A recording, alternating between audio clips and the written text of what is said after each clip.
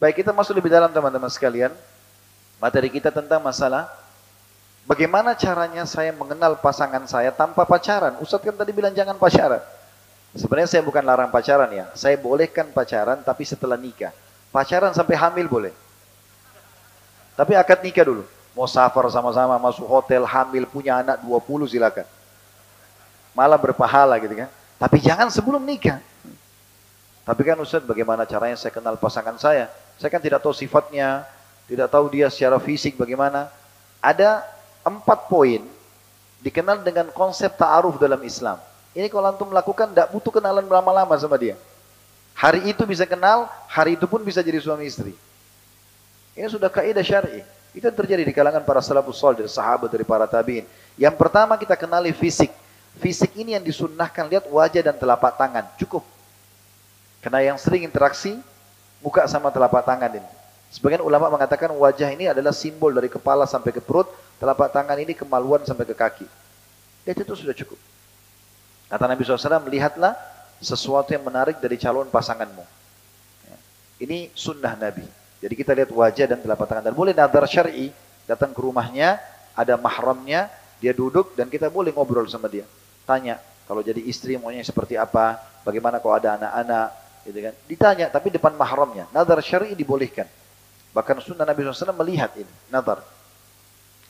Yang kedua, setelah melihat, ya, tapi ini saya sarankan jangan cuma lihat foto ya. Karena foto bisa diedit-edit sekarang. Begitu kita lihat fotonya putihnya luar biasa. Begitu masuk hitamnya luar biasa. Gitu. Jadi ketemu, lihat langsung. Sunnah Nabi itu lihat. Fisik ya. Yang kedua, kenali keluarganya. Nah ini untuk mengenal poin penting. Kata ulama, keluarga dari ayah, kayak ayah saya sama ayah istri saya, itu akan menurunkan nanti ke keturunan kita fisik. Warna kulit, rambut, fisik itu akan turun dari keluarga ayah saya dan keluarga ayah istri saya. Makanya kalau kita lihat keluarga ayahnya saja. Oh keluarga ayahnya, misalnya putih-putih, oh berarti anak kita nanti akan begitu. Makanya pernah ada sahabat, dia putih, istrinya putih, yang keluar hitam. Ya Rasulullah, lapor. Gimana nih ceritanya nih? Ini jadi tanda tanya, putih-putih keluar hitam. Kebetulan sahabat ini punya peternakan unta. Kata Nabi SAW, kau punya unta gak? Ada ya Rasulullah. Warna apa untamu? Coklat muda. Yang jantan sama betina. Ada anaknya gak? Ada. Apakah anaknya sama warnanya sama ibu induknya? Ayah sama ibunya? Dia bilang tidak ya Rasulullah. Ada warna hitam, ada warna coklat muda, ada coklat tua. Kata Nabi SAW, kenapa? Kenapa anaknya gak sama dengan induknya atau ayah ibunya? Kata dia, mungkin dari jalur keturunannya. Kata Nabi SAW, anakmu juga begitu. Pernah lihat gak? Suami istri tapi anaknya beda sendiri. Itu karena ini dari kakek-kakeknya dulu. Ada keturunan begitu, gitu kan? Kalau dari keluarga ibu saya sama ibu istri itu karakter, sifat secara umum. Jadi kita lihat sifat umumnya keluarga. Kalau ada satu dua orang yang tidak baik itu bukan jadi tolak ukur. Sifat umumnya keluarga. Berarti antum sudah bisa kenal sifatnya dia dan nanti keturunan kita. Sederhana, hari itu juga sudah bisa. Yang ketiga, kenali lingkungannya. Kita boleh bertanya, maaf saya mau tanya, kalau weekend biasanya kemana? Oh saya biasa ke diskotik, saya ke bar, atau saya biasa kalau weekend saya ke masjid dekat rumah, saya ada ibu yang tua saya berbakti. Antum sudah ambil kesimpulan. Ini lingkungannya orang seperti apa? Dia kerja di mana? Ya, dia bergabung sama siapa? Itu kita cari secara umum. Dan itu bisa kita bertanya. Yang terakhir, yang keempat, istikharah. Salat 2 rakaat saja. Istikharah jalan pintasnya doa. Gitu kan? Ada seorang jemaah kami kemarin haji, saya minta dia nikah, subhanallah, saya lobby dia sebelum duhur, habis asar sudah menikah. Ya. Sama-sama jemaah haji. Saya habis duhur bicara sama dia, sudah menikah? Belum. Ada si fulan itu, mau menikahkan anaknya, mau enggak? Mau Ustaz. Baik, dia langsung mau. Tanya keluarga perempuannya, mau. Pas masuk masjid haram, habis sholat duha, saya bilang panggil, sini akhi. Coba sholat istikharah 2 rakaat. Habis sholat istikharah saya pandu doanya. Kalau teman-teman belum hafal tinggal ketik di Google doa istikharah. Baca habis salam. Baca doanya. Setelah selesai baca sebut namanya perempuan itu. Tenang nggak? Tenang. Saya lamarin ya? Iya. Baik. Habis makan siang saya lamarin di keluarganya si perempuan ini. Setuju mereka, habis asar di taklim saya menikah. Dan banyak pernikahan yang kita mudahkan seperti itu. Tidak usah lama-lama. Tunggu gedung, tunggu tanggal yang cocok, tunggu ini. Nanti meninggal sebelum nikah. Kemudian, jadi ini istikharah. Ini masalah konsep ta'aruf. Jadi kenali fisik, kenali keluarga, kenali lingkungan, dan selesai masalah istikharah. Ya. Kemudian teman-teman sekalian, kita masuk lebih dalam lagi tentang masalah pentingnya memahami perbedaan laki-laki dan perempuan. Biasanya orang-orang non-muslim bahasakan dengan gender ya. Jadi konsep gender ini bagi mereka sama kita beda. Mereka mengatakan gender ini berarti semua laki-laki perempuan harus sama. Dan ini salah, dalam Islam tidak seperti ini. Gak bisa disamakan. Sekarang di sini laki-laki, saya tanya, biar nangis darah, kira-kira bisa hamil gak?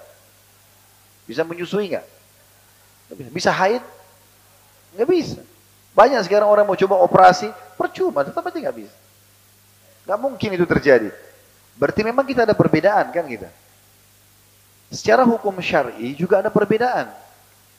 Perempuan ada masa siklus haid setiap bulan. Normalnya antara 3 sampai 6 sampai 7 hari kan. Anggaplah seminggu normalnya siklus haid itu. Sudah tahu belum hukumnya dalam Islam kalau wanita haid tidak boleh sholat? Hah? Sudah tahu ya? Baik, laki-laki perempuan kalau lagi haid tidak boleh sholat. Berarti kalau kita hitung umur seorang laki-laki 60 tahun, anggaplah ini selain umur balik ya. Misal umur dia 75 tahun, 15 tahun itu sebelum balik. 60 tahun full setelah balik sampai dia sekarang, itu dia beribadah, dia sholat. Ada perempuan juga sama, 60 tahun dia ibadah. Lewat terlepas daripada masa haidnya 15 tahun sebelum itu misalnya. Maka kalau kita pertemukan jumlah sholatnya, siapa lebih banyak? Laki-laki, karena ini ada siklus haid. Berarti dari seperempat, 1 bulan kan 4 minggu. 1 minggunya habis tidak sholat. Berarti dari 60 tahun itu ada 15 tahun mereka nggak sholat. Sama nggak? Beda kan?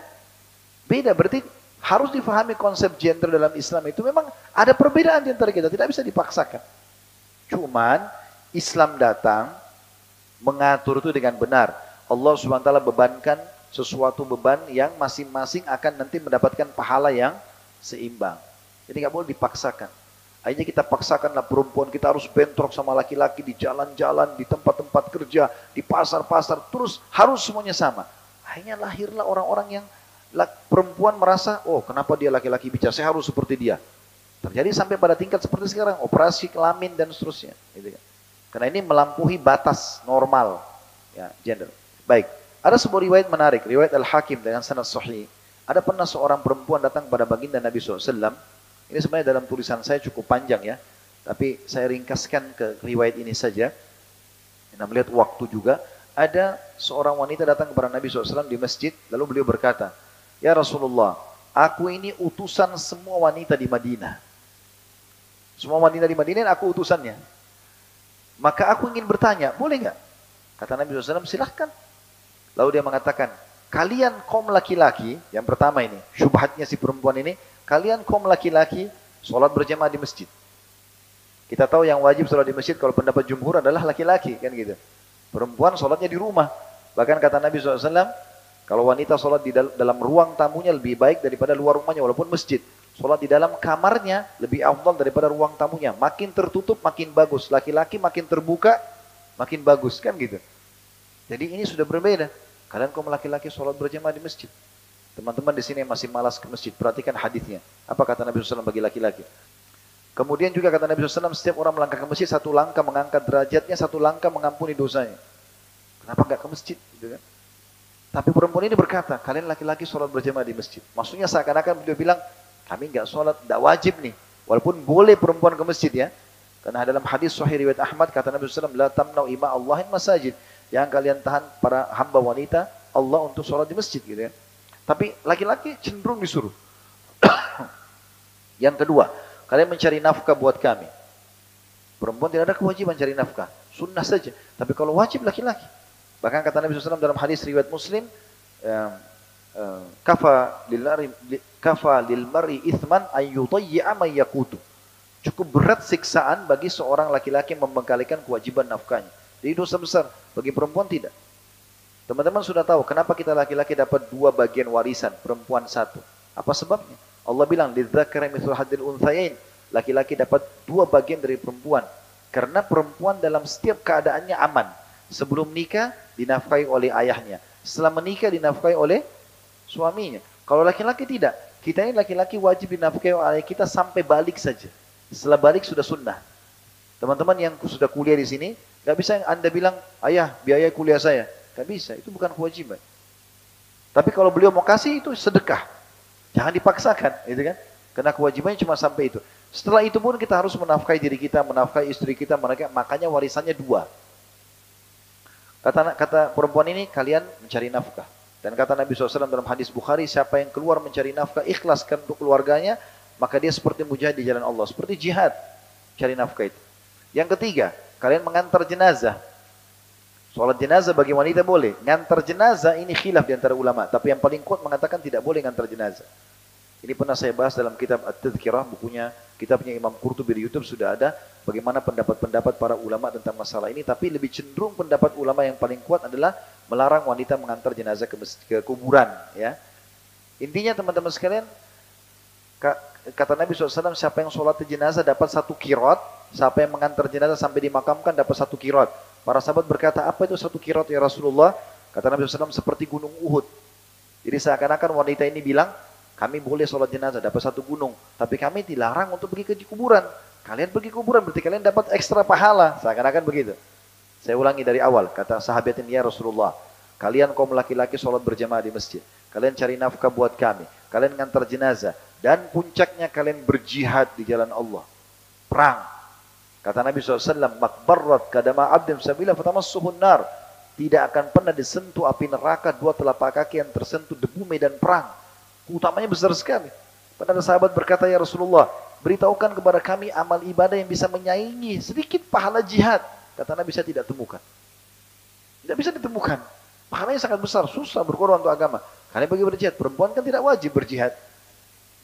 Maka 4 hal ini jadi pertanyaan dia. Lalu dia mengatakan, dan kami kaum wanita, mengurus rumah kalian, mengurus anak-anak kalian, cuci baju, bersihin rumah, masak, urus anak kalian, dan menjadi tempat syahwat kalian. Kalian mau gauli kami, tinggal gauli saja. Pertanyaan saya Rasulullah, apakah pahala kami sama pahala kalian sama? Ini yang penting nih. Beda tugas, ya. Ini konsep gender yang benar sebenarnya gitu kan. Beda tugas tapi nanti balasannya sama nggak?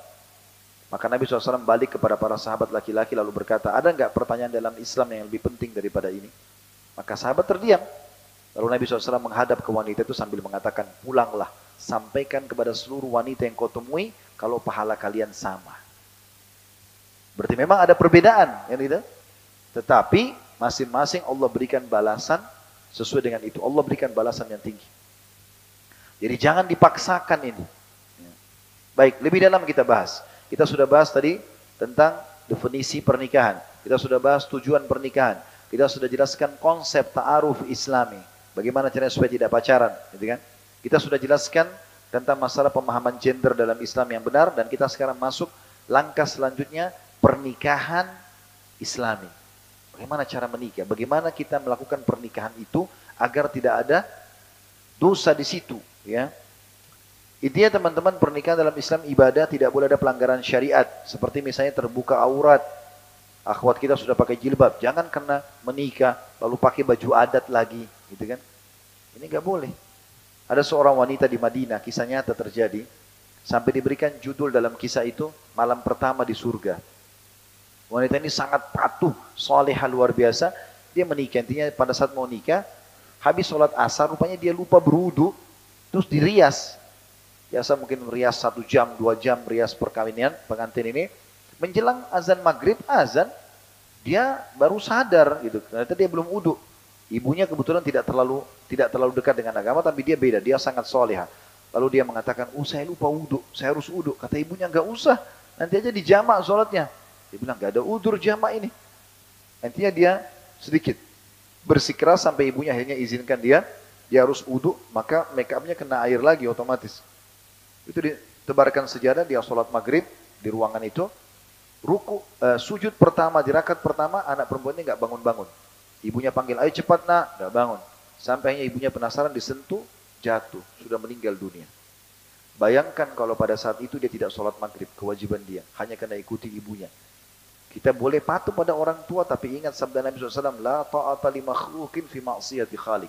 Tidak ada kepatuhan pada makhluk yang berbuat maksiat kepada sang pencipta. Wajib patuh sama orang tua, tapi kalau dilarang sholat nggak boleh. Karena itu maksiat kepada Allah. Kecuali kita lagi sholat sunnah.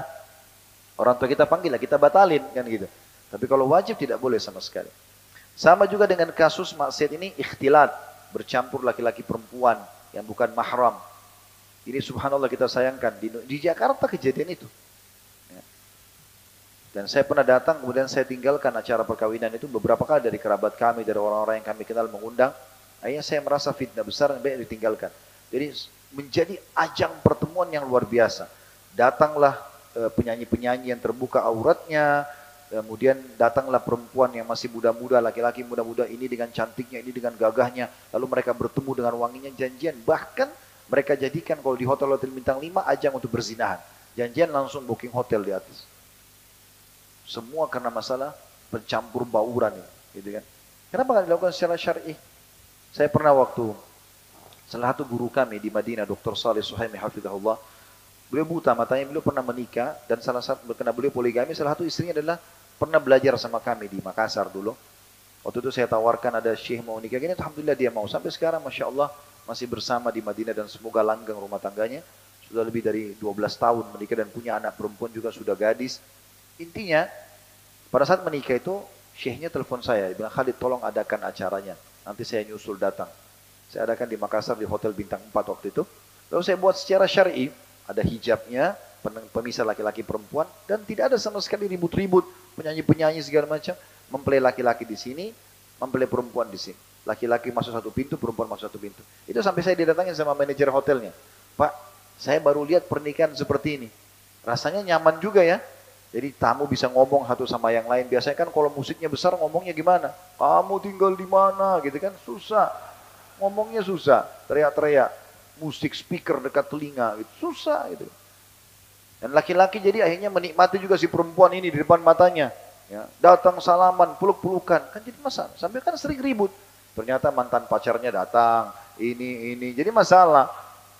Tapi perempuan sini laki-laki, tamu perempuan sana, tamu laki-laki di sini, selesai. Oh ini bagus juga ya, ini yang saya paham secara syar'i, saya bilang gitu. Contoh saja ya. Sama juga dengan teman-teman, banyak orang kita tidak paham. Orang-orang barat sering mengadakan standing party, jadi acara tapi berdiri, nggak ada kursinya. Tujuannya agar hemat secara ekonomi. Ya, jadi dia mau ekonomis. Jadi caranya kalau dia sewa satu ruangan, dia cuma sewa meja-meja. Kursinya per kursi lumayan, hemat sekian. Tapi orang kita mengambil mentah-mentah ini, dianggap seperti model. Jadi pernikahan pun tidak ada pakai kursi. Kadang-kadang orang sampai makan berdiri, minum berdiri. Ini melanggar sunnah Nabi SAW. Kan kita dilarang makan dan minum berdiri. Pernah saya lihat ada orang tua di pojok cari tempat untuk duduk, susah makan. Yang ada kursinya cuma orang-orang tamu khusus. Kenapa begini gitu? Ini dilarang oleh Nabi SAW. Contoh saja ini. Keluarkan uang nggak masalah, sedekah. Ya, maka itu bagus untuk diberikan tempat untuk duduk. Itu yang pertama, tidak boleh ada pelanggaran agama dalam tata cara pernikahan Islami. Yang kedua, harus ada wali mempelai wanita. Ini walaupun janda, wajib ada walinya. Pendapat yang sering dinukil, saya sering dengar itu di Indonesia ini dibahasakan, kan boleh janda nikahkan dirinya sendiri. Ini pendapat yang sangat lemah dari Abu Hanifah rahimahullah. Ada pernah statement dinukil dari beliau dan ada statement beliau sendiri yang membantah itu. Kalau janda boleh menikahkan dirinya. Ini statement yang sangat lemah. Jumhur ulama mengatakan tetap wali itu berlaku walaupun janda. Walaupun janda. Karena Nabi SAW mengatakan wanita manapun yang berani-berani menikahkan dirinya tanpa izin walinya, nikahnya batal. Gak boleh sama sekali. Baik. Ini wali. Kemudian dan wali itu bagi akhwat harus difahami ya. Jadi kalau wali ada Anda, ayah kandung tentunya. Kalau tidak ada maka kerabat-kerabat ayah. Lalu pindah ke saudara, ya, pindah ke anak kalau janda, kalau anaknya sudah balik misalnya. Maka ini penting karena bagi Anda seakan-akan Anda lihatkan si calon suami, saya punya laki-laki loh di belakang saya yang bela saya gitu loh. Itu wali fungsinya. Jadi jangan nikah tanpa wali ini. Yang ketiga adanya kalimat akad. Saya nikahkan kamu, saya terima nikahnya antara calon mertua sama calon anak mantu. Kemudian yang keempat adanya mahar. yang ditaruh di situ, dan paling berkah adalah yang paling sedikit maharnya gitu kan. Bahkan pernah Ummu Sulaim radhiyallahu anha pada saat mau menikah dengan Abu Talha radhiyallahu anhu, Abu Talha ini masih dalam keadaan kafir. Waktu Ummu Sulaim ini ibunya Anas ibn Malik ya, suaminya dia yang pertama namanya Malik. Waktu Ummu Sulaim masuk Islam, nama lainnya juga julukannya Rumaisa, Gumaisa. Ya, kalau antum sering dengar namanya Rumaisa, ini bukan nama beliau, coba julukan ya. Nama beliau sebenarnya dijadikan dengan Ummu Sulaim julukannya. Yang jelas dia waktu mau menikah atau meninggal suaminya Malik dalam keadaan kafir, diajak masuk Islam nggak mau, dia keluar dari rumah berantem sama beberapa temannya, terbunuh dalam keadaan kafir. Lalu kemudian dia dilamar oleh temannya Malik ini namanya Abu Talha. Abu Talha masih kafir. Kata Ummu Sulaim, "Oh Abu Talha, orang seperti kau tidak ditolak kalau mau melamar, tapi kau kafir, saya dalam keadaan muslimah. Kalau kau masuk Islam, maka saya jadikan masuk Islammu sebagai maharku. Saya nggak butuh harta. Kau usah kasih apa-apa, kau usah kasih emas, perak, tapi kau masuk Islam itu jadi maharku." Maka Abu Talha pun syahadat di hadapan Nabi SAW, lalu menikah, dan maharnya adalah masuk Islamnya. Saking mudahnya mahar itu. Kemudian selanjutnya yang kelima adalah adanya dua saksi yang terpercaya dari kaum muslimin, dari kalangan laki-laki tentunya. Dan yang terakhir, yang keenam adalah diiklankan. Itu sesuai dengan sabda Nabi SAW kepada Abdurrahman bin Auf radhiyallahu anhu, "Aulim walau bisyat." Abdurrahman bin Auf radhiyallahu anhu masuk menikah, ya, kemudian dia datang tiba-tiba berubah penampilannya, bajunya bersih, wangi, seperti orang pengantin. Maka Nabi SAW mendekati lalu mengatakan, "Ada apa wahai Abdurrahman?" Dia bilang, "Saya baru menikah ya Rasulullah." "Sama siapa?" kata Nabi SAW. Kata dia, "Sama seorang wanita Ansar." "Apa yang kau kasih dia?" "Emas seperti biji kurma." Ya, maka Nabi SAW mengatakan, "Aulim walau bisyat." Iklankan walaupun hanya dengan seekor kambing. Jadi kita